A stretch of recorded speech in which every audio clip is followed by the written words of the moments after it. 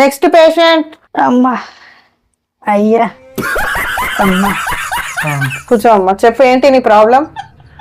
ఏముంది డాక్టర్, ఇక నాకు గ్యాస్ ప్రాబ్లం ఉన్నది, కడుపు అంతా ఉబ్బుతున్నది.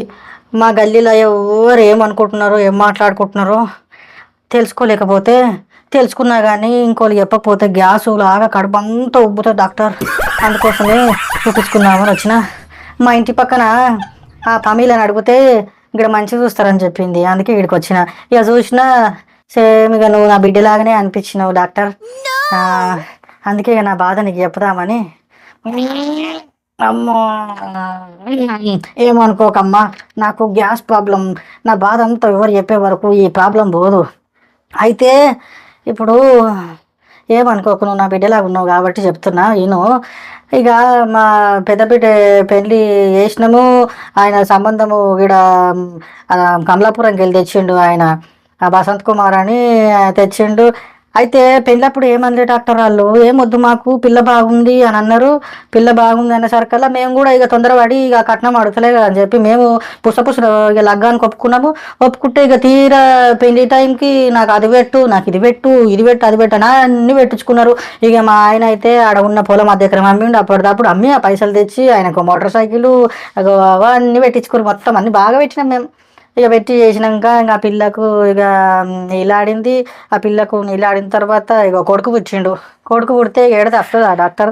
ఇక ఆ కొడుకుకి పౌరంకి ఇప్పుడు తొట్టెలు వేసినాము. తొట్టెలు వేసిన తర్వాత వానికి దావత్ చేసినాము. మళ్ళీ ఆ సంవత్సరం తిరగక ముందుకే మళ్ళీ బర్త్డే అని చెప్పి ఆ బర్త్డేకి కూడా దావత్ చేసినాము, అది చేసినాము, చుట్టాలను పిలిచినాము. ఇక 2-3 మేకలను కూడా పోసినాం, మంచిగా చేసినాం దావత్. తులం బంగారం వేసినాం బిడ్డ, తులం బంగారం. ఆయన తెలియకుండా నేను వేసిన, నాకు తెలియకుండా ఆయన తులం వేసిండు. ఇక అంత మంచిగానే ఉన్నది, ఇంకా బాగానే పోతున్నారు. పిల్లలు కూడా జర స్కూల్కి పోతున్నారు ఇప్పుడు పిల్లలు. ఒకడే కొడుకు జర పెద్దగా అయ్యింది ఇప్పుడు, జర అప్పటి ముచ్చట ఇది 10 ఏళ్ళ ముచ్చట. ఇక పిల్లలు జర పెద్దగా అయ్యారు, స్కూల్కి పోతున్నారు. తర్వాత పిల్ల కడుపున పడ్డ తర్వాత ఇక ఆ పిల్ల కూడా వచ్చింది. ఇక అప్పుడు జర కొంచెమే పెట్టిన తర్వాత వాళ్ళు అడగలేదు, మేము కూడా ఎక్కువ పెట్టలేదు, మా దగ్గర లేదు అప్పటికే. ఇక పొలాలు ఇక అంత పంటలు పంటలేవు. మీ అంకుల్ కూడా అంత పెద్ద ఏం చేస్తలేడు మా ఆయన. ఆడికెళ్ళి ఏమైంది, మా చిన్నోని పెళ్లి చేసినాం బిడ్డ. చిన్నోని పెళ్లి చేసిన తర్వాత బాగానే తెచ్చినాం, చౌడపలకెళ్ళి తెచ్చినాం. తూర్పులు కదా మంచిగా పద్ధతి తెలుసు అని చెప్పి మేము ఆడికెళ్ళి. పిల్ల కొంచెం కర్రీగా ఉన్నా కానీ ఇక మా అమ్మ ఉండి ఏమవుతుంది కర్రీగా ఉంటే ఉంది, బొగ్గులాగా ఉన్నదా ఏంది, బాగానే ఉంది కదా, తోమితే పోతుంది, ఇంత పేరెంట్ నీళ్ళు గవి గివి పెడితే తెల్లగా అవుతారంటనే పిల్ల అని చెప్తే నేను సరే అన్న. పిల్ల కొంచెం కర్రీగా ఉన్నా కానీ ముఖంలో కాలు ఉంటుంది. తెచ్చినాము చేసినాము. జర మావాడు కూడా మంచిగానే ఉంటాడు, అలాగనే అందంగా ఉంటాడు. ఇక తెచ్చినామమ్మ, తెచ్చినాము. కట్నము వాళ్ళు కూడా జర గరీబోళ్ళే ఉన్నారు, కట్నం కూడా ఎక్కువ అడగలేదు. ఇక పెట్టినంత తీసుకున్నాము, అయిపోయింది. ఇక అంతా మంచిగానే ఉంది. కానీ పిల్లకు జర సిటీ షోకులు చాలా ఉన్నాయి అమ్మ. ఆ పిల్ల అంటే ఆ ఫోన్లో వాళ్ళ అమ్మకి ఫోన్ చేసి ఫోన్లో మూతి పెట్టి మూతి మాట్లాడుతుంది.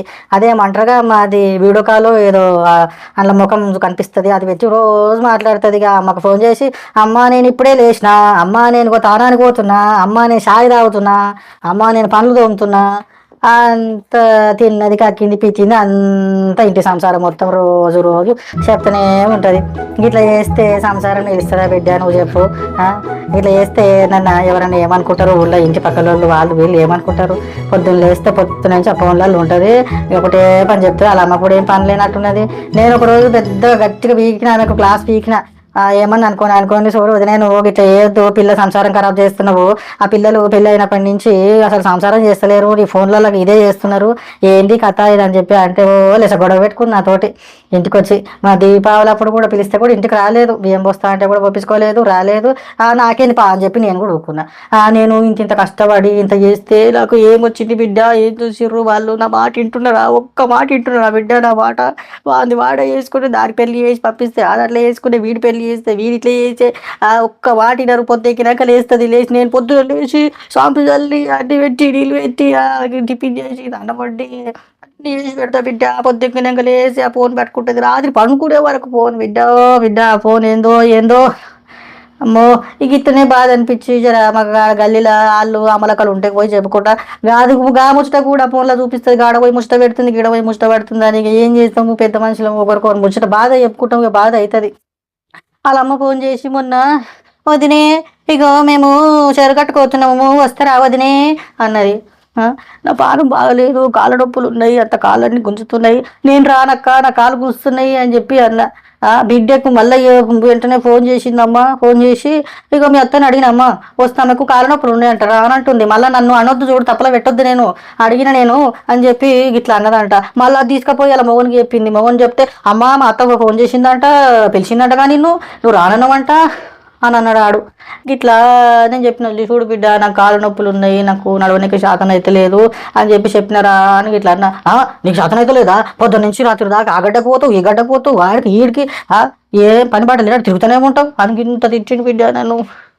ఏం చేస్తావు, పెన్షన్ పైసలు వస్తున్నాయి, దాంతో ఏదో అట్లా చేసుకొని ఏదో మందు గోళీలు, అందుకే మందులు గిందులు అవి ఇవి జరగదు అప్పుడప్పుడు కొనుక్కొని. నాకు గ్యాస్ ప్రాబ్లం ఉంది బిడ్డ, ఏ నొప్పి లేదు, ఏది లేదు ఇప్పటి వరకు కూడా. ఆ గ్యాస్ ప్రాబ్లం ఒక్కటే ఉంది బిడ్డ నాకు, ఇక తప్ప ఏరేది ఏం లేదు.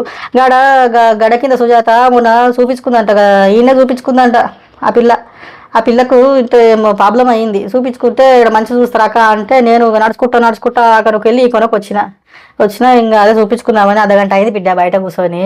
ఆ చిట్టి ఇచ్చిండు కూర్చున్నా. ఇక అందరూ అయిపోయినాక పోతా అని చెప్పిన. ఎందుకంటే నా ప్రాబ్లం అటువంటిది, జర ఆ ప్రాబ్లము నేను ఎక్కువసేపు ఉంటుంది బిడ్డ చెప్పుకునేది, మాట్లాడేది అట్లా. ఇక ఏముంది చెప్పుకోనికి ఎవ్వరు లేరు.